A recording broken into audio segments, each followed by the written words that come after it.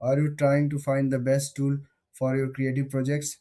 Today, we are comparing Milanote, Notion, and Miro. Each tool has its strengths, making them popular choices for different types of work. All three tools help you organize ideas and collaborate with others. They allow you to create boards, documents, and notes. But how do they differ? Let's start with Milanote. This tool is designed for visual thinkers. It lets you create mood boards and visual layouts easily. You can drag and drop images, links, and notes. It's perfect for brainstorming and creative planning. Next up is Notion. Notion is more of an all in one workspace. You can create databases, wikis, and to do lists.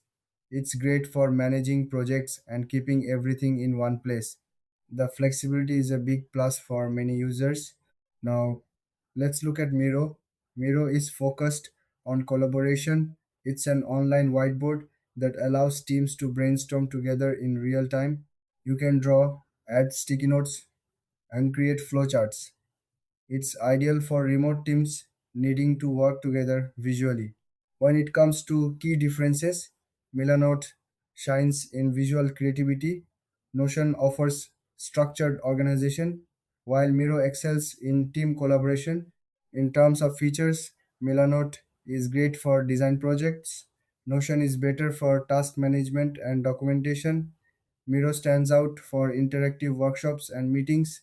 As for pricing, Milanote and Miro have free plans, but their premium features come at a cost. Notion also offers a free version with more features available in paid plans. So, which tool should you choose? If you are a creative looking for a visual platform, go for Milanote. If you need a flexible organizational tool, Notion is your best bet. And if you work in a team, Miro is the way to go.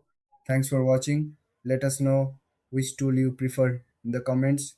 Don't forget to like and subscribe for more comparisons.